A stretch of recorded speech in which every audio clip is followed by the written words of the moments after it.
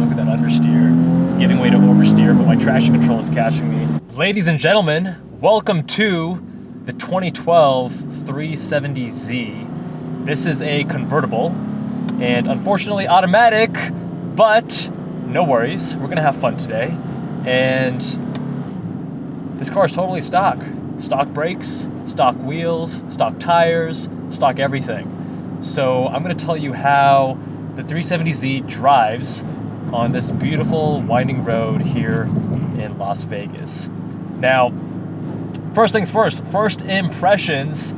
I care a lot about steering. So when I got into this car just a couple minutes ago and started driving it, I thought, damn. Unfortunately, the steering it's pretty disconnected. It feels very light. I think the owner needs to get his wheels balanced because there's a little bit of that oscillating, feedback in the wheel as well, which is definitely not making for a pleasant experience.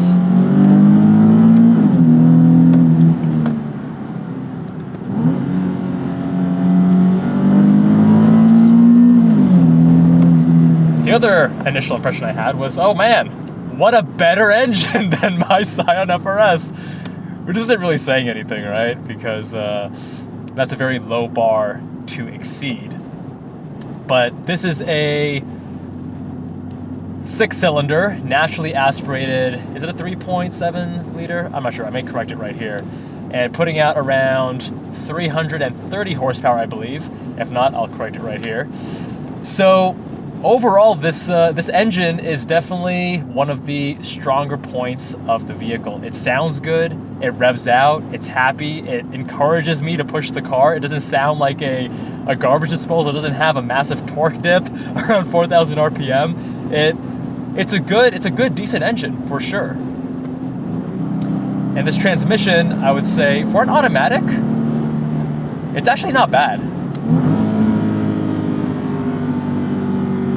It holds the gears, even though I'm in second right now at 6,000 and I push it a red line, it does not automatically upshift, which I appreciate.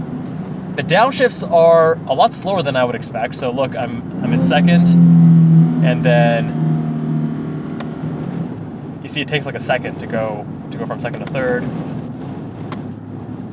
Again, right? The downshifts are actually a little bit better than the upshifts, interestingly. Normally you see it the opposite way.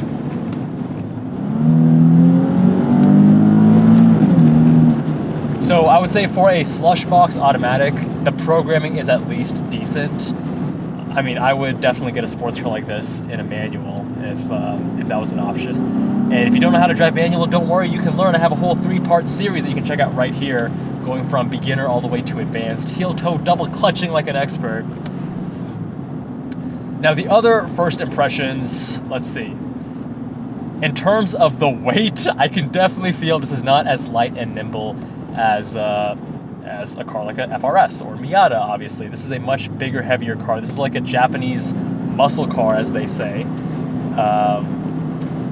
Part of that is also exacerbated by having the soft top convertible. If this was hard top, it would be lighter. So this is the weight of the vehicle. And this is soft top, and this is with a hard top.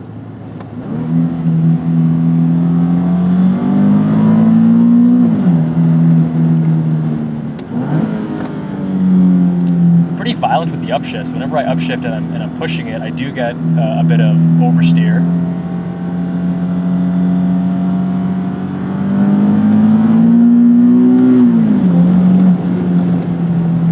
I like that it is willing to oversteer with a little bit of throttle on corner exit, as you guys just saw back there.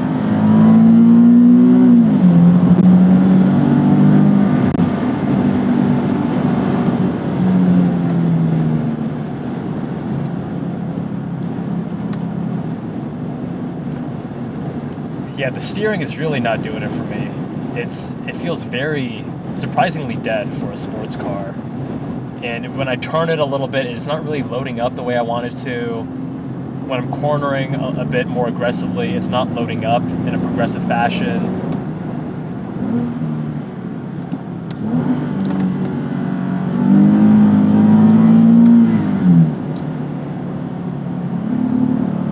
You know, Japanese muscle car is a good way to describe this, because It reminds me a little bit more of, let's say, a Ford Mustang versus a lighter, more purpose-built sports car like a 8.6 Miata or S2000. This is definitely a chunky monkey. And as you guys know, I don't mean to body shame, but I do definitely prefer my sports cars a little bit lighter and nimble compared to floaty. Yeah, this is actually kind of floaty, I would say. This is also a very smooth road, so I can't quite comment on the suspension tuning. Is it? I mean, like right now it feels totally fine. It doesn't feel too soft, it doesn't feel too stiff, but I'm also on a very decent road, and this is a lower speed, nicely paved surface, whereas a bumpier surface might tell me something different. I gotta say, very interesting interior layout, like this little cubby. I would not expect that here. Most cars have a display or some controls or something up there. Very interesting. I do love the gauges there. That is very useful. I wish more cars had that, especially purpose-built sports cars.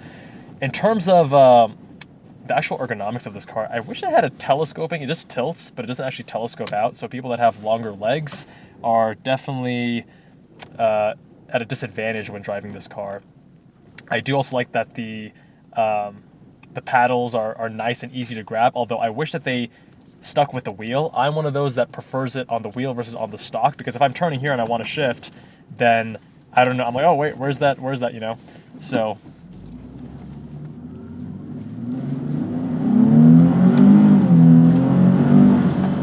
yeah, the engine is definitely a strong suit of this car.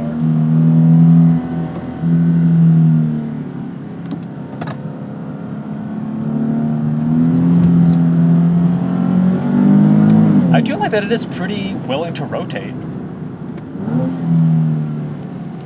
with a bit of throttle input. Yeah, it definitely pushes too though, because it is heavy. Yeah, not nearly as nimble. Oh yeah, look at that understeer. Giving way to oversteer, but my traction control is catching me. I'm not sure how to disable traction control on this car, if I'm being honest. I just jumped in and started driving because sunset was approaching.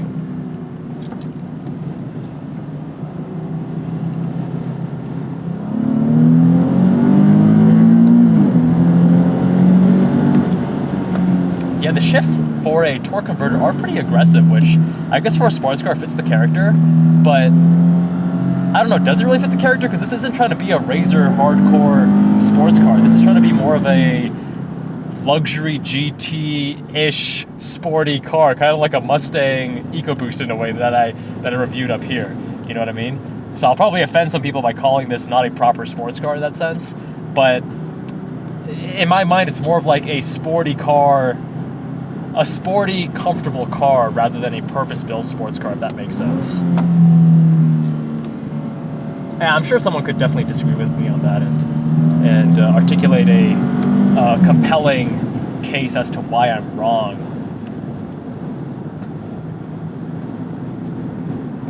Granted, part of my experience is also tainted by the automatic 6-speed rather than the manual 6-speed, which would definitely be more driver focused, a little bit more engaging.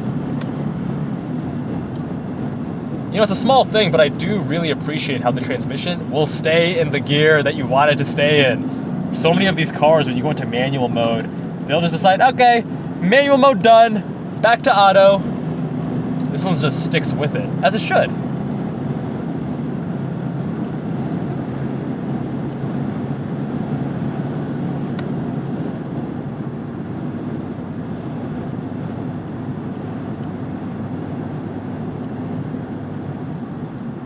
Okay, one thing I also want to bring up.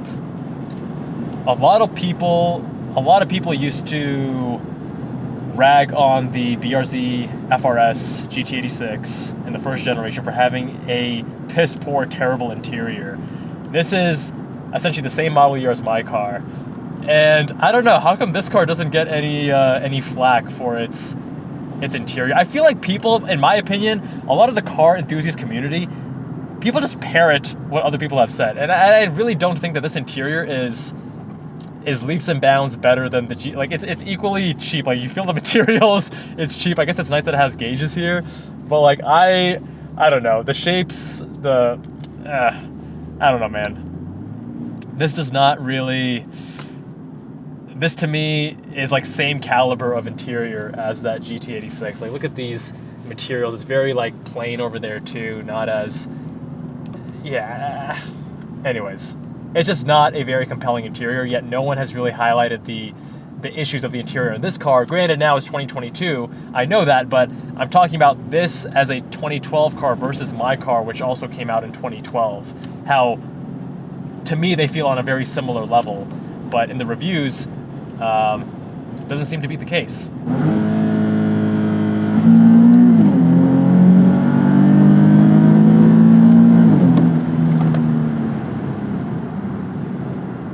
The brakes feel fine, but granted, I'm also not really pushing the brakes. I can't really assess the fade. If I was on that road from San Diego that I did the S2000 review on, then I could really assess the brakes.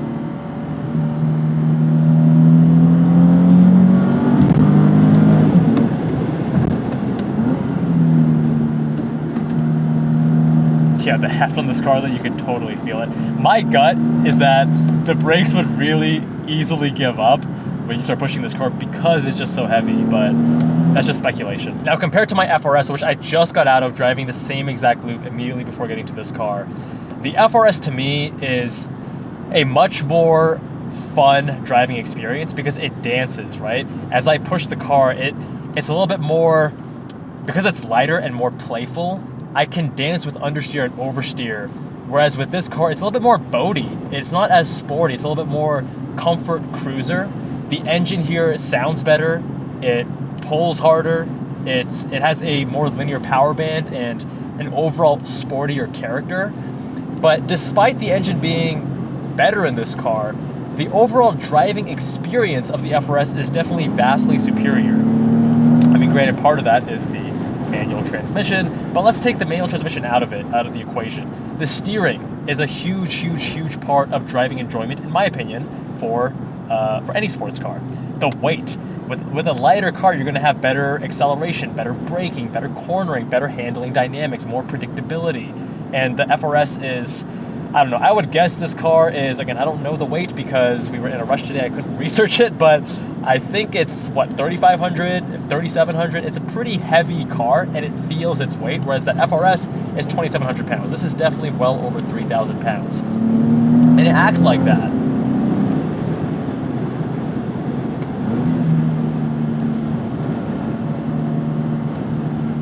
And then the last thing, having a convertible, right? I do think it's a subjective thing. I used to think that I did not like convertibles, and I haven't actually put the top down because it is so incredibly windy here today.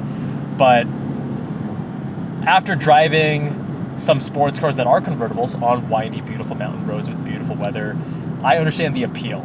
In terms of daily drivability, I definitely prefer a hardtop because of things like the weight, things like the road noise when you're driving on a highway, and that's probably what I'm gonna buy for most of my cars. I may have a convertible in the future, who knows? But even things like the ergonomics of the various driving controls, the driver position is better in the FR-S. I love how these gauges are pointing at you. That's awesome, great feature, but you know, right now I feel like my feet are just too close, and then my arms are also slightly too far, and I can't quite get into the driving position that I want.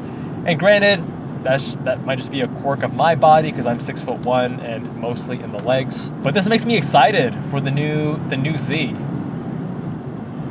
I want to see what they do. I know they're taking this platform and updating it. Hopefully they can really improve upon the 370Z, because I think that the main issue with this platform currently that I see is the weight, the heft, right? And with the new Z being, I believe it's twin turbocharged, and you're adding more weight, are they going to be able to balance that out? Are they going to be able to compensate for that with the suspension tuning, with other components, with various materials to lighten the final weight? I'm not sure.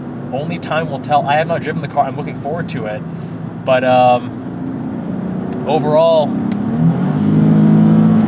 I'm just glad that we have different options, man. Not everyone enjoys the lighter sports car experience like I do with the FR-S. Not everyone likes the heavier driving experience that's more comfy with a car like this. As an example, not my cup of tea. Anyway, my friends, I hope you found that video helpful. Let me know your thoughts down below. Which one would you rather take, a 370Z or a Scion FR-S? Much love, and I will see you guys in that next one.